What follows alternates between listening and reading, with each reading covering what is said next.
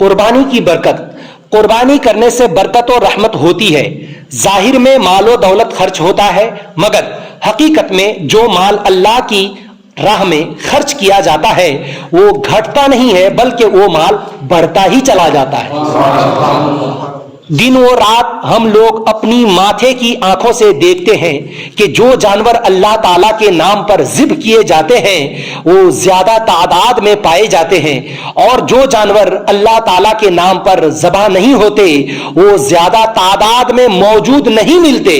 تو یقیناً آپ کا سچ اور حق فیصلہ یہی ہوگا کہ جو جانور اللہ تعالیٰ کے نام پر ہزاروں بلکہ لاکھوں کی تعداد میں ہر دن ذبح ہوتے ہیں، پھر بھی ان جانوروں کی تعداد گھٹتی نہیں، بلکہ ایک ہی مقام پر ہزاروں گائے، بھینس، اونٹ اور بھیڑ بکریاں موجود نظر آتی ہیں. اس کثرت میں جو برکت ہے اس کی وجہ صرف اور صرف یہ ہے کہ یہ جانور اللہ تعالیٰ کے نام پر ذبح کیے جاتے ہیں اور ان کی قربانی دی جاتی ہے کہ نہیں؟ بات صاف سمجھ میں آئی؟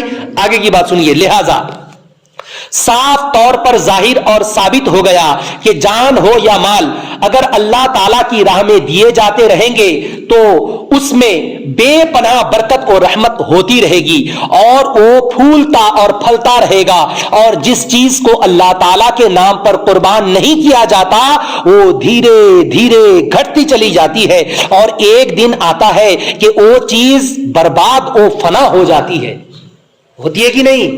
جس کو اللہ کے راہ میں خرچ کرو وہ آپ کے جمع ہو گئے، پھر اللہ اس میں برکت دیتا اور بڑھتی جاتی وہ چیز.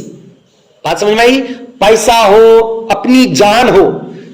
لوگ تو سب مرتے ہیں اور مرنا پڑتا، لیکن لوگ یاد کس کو رکھتے ہیں؟ جو اللہ کے راہ میں مارے جاتے لوگ ان کو یاد رکھتے ہیں. جو اللہ کے راہ میں قتل کیے جاتے لوگ ان کو رکھتے ہیں کہ نہیں؟ بولو. مرتے تو سبھی ہیں، لیکن جو اللہ کے نام پہ مرتے ہیں لوگ ان کو یاد رکھتے ہیں. اسی کو تو برکت کہتے ہیں. مر بھی گیا اور پتا چلا کہ مرا نہیں ہے. مر بھی گیا لیکن لوگوں کی دماغوں میں، لوگوں کے دلوں میں ہمیشہ راج کرتے رہتا ہے. حضرت امام حسن، حضرت امام حسین، دیگر صحابہ کرام جو لوگ جنگ میں، جو لوگ غزوہ میں انتقال ہوئے، شہید ہوئے، ان لوگوں کو لوگ ہمیشہ یاد کرتے ہیں. کیوں یاد کرتے ہیں؟ کیونکہ وہ خود کے لیے مرے نہیں ہیں، وہ کھاتے کھاتے مرے نہیں ہیں، وہ کھانے کی تلاش میں مرے نہیں ہیں، پینے کی تلاش میں، روزی کی تلاش میں مرے نہیں ہیں. وہ اگر مرے ہیں تو راہ خدا میں قتل ہوئے ہیں، اسی لیے ان کو شہید کہا جاتا ہے اور ان کو زندگی دائمی مل گئی ہے. اسی لیے جو چیز اللہ کی راہ میں خرچ ہوتی ہے پھر وہ کبھی فنا نہیں ہوتی، وہ ہمیشہ والی زندگی پا جاتی ہے. اسی لیے تو رسول پاک صلی اللہ علیہ وسلم جب جانوروں کو ذبح فرماتے نا، ہاتھ میں حضور جیسے چھری پکڑتے تو جانور آ کے خود بخود اپنی گردن رکھ دیتے حضور کے پاؤں کے پاس. یا رسول اللہ اب مجھے پہلے قتل کر دیجئے، مجھے پہلے ذبح فرما دیجئے. کیوں؟ جانور بھی جانتا ہے، جانور سب جانتے ہیں کہ حضور کے ہاتھوں اگر ہم ذبح کیے گئے اللہ کے نام پر تو پھر میں مرتا نہیں، ہمیشہ والی زندگی مل جاتی ہے کہ نہیں؟ اسی لیے تو حضور نے فرمایا جس جانور کو بندہ قربانی کرتا ہے اسی جانور پہ ہو کو وہ پل صراط پہ پار ہوتا ہے. تو جانور اگر مر کے میٹ گیا تو پھر اس میں کیسے پار ہونا؟ اس سے پتا چلا وہ جانور میٹتے نہیں ہیں بلکہ اس کو دائمی زندگی مل جاتی ہے، اور ایسی زندگی ملتی ہے کہ اس کو راہ خدا میں قربان کرنے والے کو وہ خود پیٹ پہ بیٹھا کے پار کراتا. کہاں پار کراتا؟ پل صراط. بروبر. آگے کی بات سنیے. آج جتنی قربانیاں ہو رہی ہیں یا قیامت تک ہوتی رہیں گی، قربانی کرنے والے کو اجر و ثواب تو ملے گا ہی، لیکن جملہ قربانیوں کا اجر و ثواب حضرت ابراہیم علیہ السلام اور حضرت اسماعیل علیہ السلام کو بھی ملتا رہے گا، اس لیے کہ اس نیک کام کی شروعات ان بزرگوں نے کی ہے.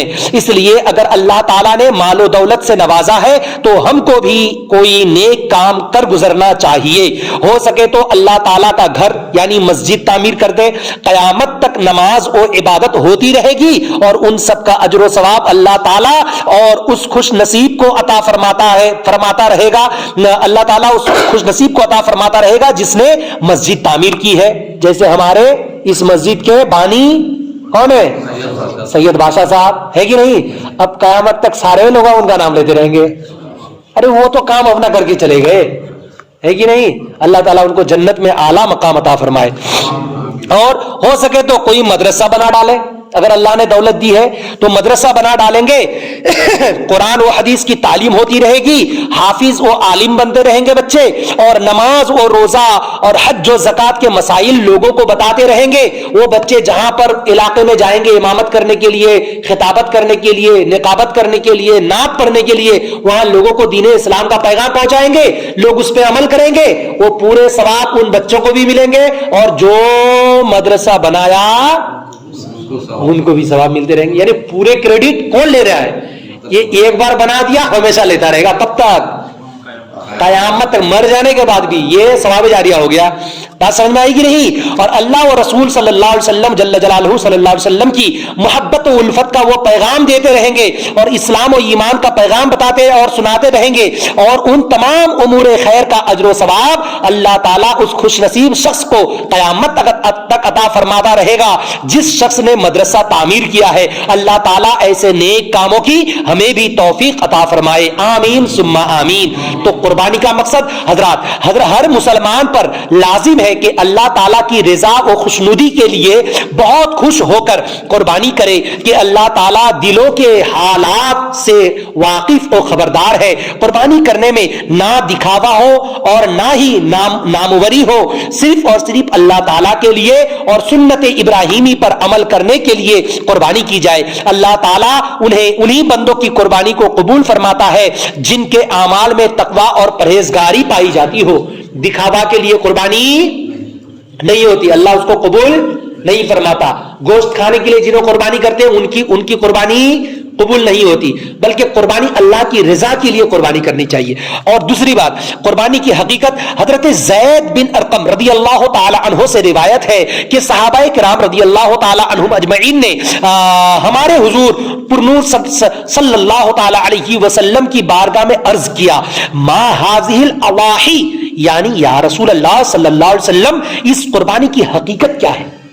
ظاہر سی بات ہے قربانی کی حقیقت کیا ہے اللہ اور اس کے رسول ہی بہتر جانے، اس لیے صحابہ کرام نے حضور سے پوچھا اس قربانی کی حقیقت کیا ہے؟ تو ہمارے سرکار احمد مختار صلی اللہ علیہ وسلم نے ارشاد فرمایا، سنت ابیکم ابراہیم علیہ السلام، یعنی تمہارے باپ حضرت ابراہیم علیہ السلام کی یہ سنت ہے، قربانی کرنا حضرت ابراہیم علیہ السلام کی سنت ہے۔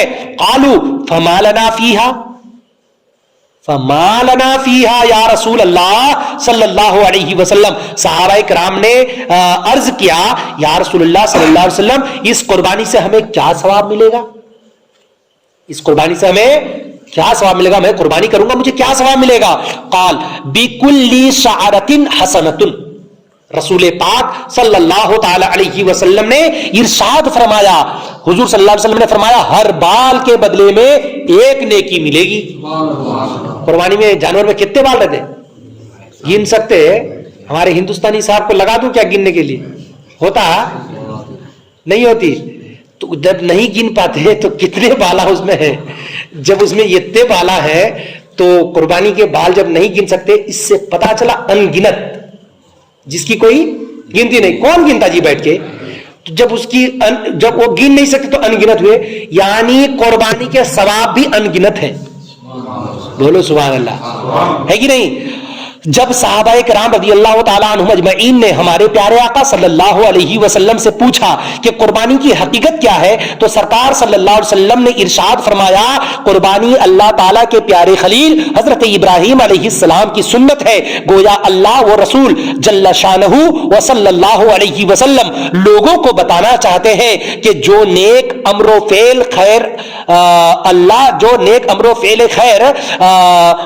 اللہ کے نیک بندوں کی عادت و سنت ہے، اسی کو اللہ تعالیٰ اپنی عبادت بنا دیتا ہے کہ نہیں؟ اور اسی لیے سرکار دو جہاں صلی اللہ علیہ وسلم نے قربانی جیسی عظیم عبادت کو اللہ تعالیٰ کے خلیل حضرت ابراہیم علیہ السلام کی سنت قرار دیا ہے۔ پتا چلا کہ اللہ تعالیٰ اپنے نیک اور اچھے بندوں سے اس قدر پیار اور محبت فرماتا ہے کہ ان کی ادا اور طریقہ کو ثواب اور رحمت کا ذریعہ بنا دیتا ہے۔ بس جب ہم نے یہ حکمت و نقطہ سمجھ لیا ہے تو پھر ہم پر لازم ہے کہ جو حضرات اللہ والے ہیں، اللہ کے محبوب ہیں، ان کے طریقوں کو ہم اپنائیں اور ان کے دامن سے وابستہ رہیں. اسی میں دونوں جہان کی کامرانی و کامیابی ہے. امام اہل سنت سرکار اعلیٰ حضرت ارشاد فرماتے ہیں تیرے غلاموں کا نقش قدم ہے راہ خدا. یا رسول اللہ تیرے غلاموں کا، جو آپ کے غلام تھے یا رسول اللہ، تیرے غلاموں کا نقش قدم ہے راہ خدا، وہ کیا بھٹک سکے جو یہ سراغ لے کے چلے. اس کا معنی ان کے رسول پاک کے غلاموں کے نقش قدم پہ چلو، ان کے نقش قدم پہ چلتے سیدھا جنت پہنچ جاتے، اور ان کے نقش قدم سے دوسرے راستے کا اختیار کرتے. کون سا راستہ آپ خود سمجھ لو. بات سمجھ میں آئی؟ تو کن کے راستے پہ چلنا؟ حضور کے غلاموں کے نقش قدم پہ، ہے کہ نہیں؟ جدھر صحابہ کرام چلے، تابعین، تبع تابعین، اجماع مجتہدین، خلفائے راشدین، جدھر کل مومنین مومنات مسلمین مسلمات ہیں، ہم لوگوں کو بھی ادھر ہی چلنا ہے کہ نہیں؟ حضور کے غلاموں کا نقش قدم چھوڑو برباد ہو جاؤ، اور نقش قدم کو پکڑ لو آباد ہو جاؤ، ہے کہ نہیں؟ بات سیدھی سمجھ میں آئی؟ لحد میں عشق رخ شہ کا داغ لے کے چلے. لحد مینس قبر، لحد میں عشق رخ شہ، رسول پاک صلی اللہ تعالی علیہ وسلم کے رخ سے جس کو عشق ہے، اس عشق کے داغ کو سینے میں لے کر قبر میں چلے. لحد میں عشق رخ شہ کا داغ لے کے چلے. اندھیری رات سنی تھی، اندر کا ٹھکانہ کیسا ہے؟ اجالا ہے، وہاں پہ بہت زیادہ شور و گل ہے، سنسان ہے. اندھیری رات سنی تھی، چراغ لے کے چلے. وہ چراغ کیسا؟ اس کے رسول والا چراغ ہے. وہی چراغ سے وہاں روشنی نکلتی اور نہ ہوا کھانا پڑتا. جہنم کے ہوائیں بہت خطرناک ہے کہ نہیں؟ تو قربانی کے دن سب سے زیادہ محبوب عمل، قربانی کے دنوں میں جو عمل اللہ تعالیٰ کو سب سے زیادہ پسند ہے وہ عمل قربانی کرنا ہے. ہمارے حضور آفتاب نبوت مہتاب رسالت صلی اللہ علیہ وسلم نے ارشاد فرمایا، حدیث شریف میں ہے، حضرت آدم علیہ السلام کی اولاد یعنی انسان کا کوئی عمل قربانی کے دن اللہ تعالیٰ کی بارگاہ میں خون بہانے یعنی قربانی کرنے سے زیادہ محبوب و پسندیدہ نہیں ہے. بے شک قربانی کا جانور قیامت کے دن اپنے سینگوں اور بالوں اور کھروں کے ساتھ آئے گا. قربانی کا جانور سینگ، بال اور پاؤں میں جو اس کے کھر ہوتے ہیں، کھروں کے ساتھ وہاں آنے والا ہے. بات سمجھ میں آئی؟ اور ساتھ ہی ساتھ وہاں جب آئے گا تو ان الدم لا یقع من اللہ بمکان قبل ان یقع من الارض فطیبوا بہا نفسا، یعنی بے شک قربانی کے جانور کا خون زمین پر گرنے سے پہلے اللہ کی بارگاہ میں قبول ہو جاتا ہے، بس خوش ہو کر قربانی کرو. حضور نے کیا فرمایا؟ خوش ہو کر قربانی کرو، یعنی قربانی کرنا بھی حضور نے حکم دیا، اور ساتھ ہی ساتھ حضور نے کیا فرمایا؟ خوش ہو کر قربانی کرو. قربانی کرنا پڑتا ہے، کیا کروں گا اگر قربانی نہ دوں تو گاؤں کے لوگ کیا بولتے نا، تو ایسا سوچ کو قربانی دیو نہ کو، بلکہ کیا سوچ کو قربانی دینا؟ اللہ راضی ہوتا. بات سمجھ میں آئی؟ اور دوسری بات کیا ہے؟ حضور صلی اللہ علیہ وسلم نے فرمایا تم لوگ موٹا اور تندرست جانوروں کی قربانی کرو، اس لیے کہ یہ قربانی کے جانور پل صراط پر تمہاری سواری ہوں گے. کچھ لوگ کیا سمجھتے ہیں؟ ایک دم کم پیسہ میں جانور قربانی کریں گے، جو جانور مریل ہو، اٹھ کے چل بھی نہیں پاتا، تو چل نہیں پاتا تو وہ آپ کو کیسے پار کرتا؟ رسول پاک نے جو فرمایا ویسا قربانی ہونی چاہیے، ہے کہ نہیں؟ آج کل بہت سارے لوگ وہ کیا کرتے، پیسہ اٹھا کے جو قربانی کرتے، بیل دیتے 3,000 روپے میں، 3,500 میں میرے بکرے نہیں آتے. بات سمجھ میں آئی؟ 3,500 میں بکری ہوتی، وہ بیل کی قربانی دیتے. وہ بیل اٹھ کے چل پائے گا؟ وہ پتا چلا کہ ایک سانس زور سے اگر لے وہ خود مر جاتا. سنی مسلمان کے علاوہ دوسرے بھی بکرے قربانی دے رہے ہیں. ہاں، रात के रास्ते पर क्यों चलता हो?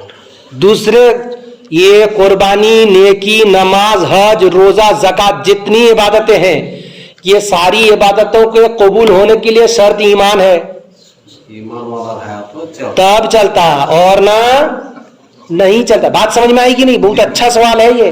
किधर जाता हो? ऊनो जो है उसका सब यही, वो गोश्त खाता बस, है कि नहीं? ऊनो जो है ये हंसने की बात नहीं है, सही बात है। और अपने जो कुर्बानी के जानवर हो, कुर्बानी के जानवर में सुन्नी के अलावा किसी को शामिल करना नहीं।